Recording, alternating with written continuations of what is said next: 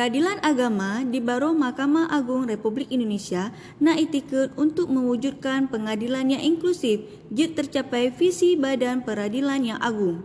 Peradilan Agama nak wewenang untuk tahap selesai jenis-jenis perkara berikutnya, yang pun perkara perkahwinan, lagi cerai, dispensasi nikah, isbat nikah, harta bersama, hak asuh anak, izin poligami dan lain sebagainya.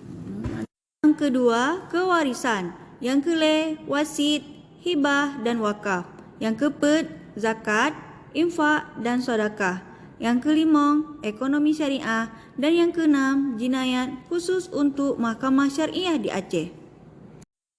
Apakah awak drone nak sengketa terkait dengan perkaranya dan kemeng diselesaikan di pengadilan? Awak drone jika mendaftarkan perkara dengan jauh kantor pengadilan secara langsung atau secara online yang diken dengan sistem elektronik. Pakiban cara ji, sebagai penggugat, awak drone jika mendaftarkan perkara pengadilan sesuai tempat tinggal tergugat. Tetapi untuk perkara cerai, jika didaftarkan di pengadilan sesuai dengan tempat tinggal perumah. Untuk gugatan benda yang hanya bergerak di antara tanah dan rumah, awak drone jika mendaftarkan di pengadilan bak tempat letak bendanya. Berperkara di pengadilan agama jika dilakukan dengan dua cara, cara biasa atau manual dan cara online atau elektronik. Jika awak drone berperkara secara biasa, banmandum proses beracara dilaksanakan di kantor pengadilan. Syarat ji cukup sederhana, baik KTP, juk surat permohonan atau gugatan pengadilan. Olehnya, awak drone tinggal bayar biaya perkara sesuai dengan yang ditetapkan. Olehnya, awak drone tinggal pre-panggilan sidang yang akan disampaikan oleh petugas pengadilan bak tempat awak drone tinggal. Selanjutnya, awak drone ikut banmandum proses persidangan yang dilaksanakan di kantor pengadilan. Awak drone jeksit perkara secara online atau elektronik yang dilakukan secara pribadi atau diwakili oleh kuasa hukum.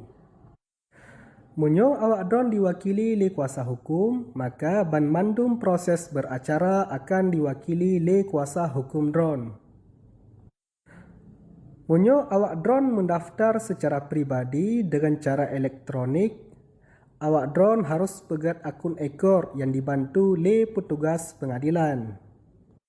Lehnyan, pendaftaran perkara dilakukan secara online dengan petambang banmandum dokumen permohonan atau gugatan melalui akun ekor yang kalih dipegat.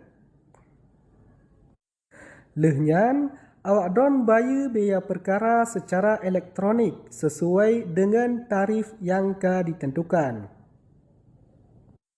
Apa yang harus drone lakukan leh mendaftar perkara? Leh perkara didaftarkan, drone tinggal preh panggilan sidang yang akan dikirim melalui email yang kalih drone daftarkan. Untuk tergugat atau termohon, panggilan sidang akan disampaikan oleh petugas pengadilan. Munyo dalam persidangan, tergugat atau termohon setuju untuk beracara secara elektronik, maka jid dibantu untuk pegat akun ekor oleh petugas. Selanjutnya, proses persidangan lagi jawab-menjawab, kesimpulan, baca putusan, dengan penyampaian salinan putusan dilakukan secara elektronik. Kecuali untuk pembuktian, awak drone harus jak langsung pengadilan. Munyo tergugat atau termohon hanjut jak beracara secara elektronik, maka mandum persidangan selanjutnya dilaksanakan secara biasa di kantor pengadilan.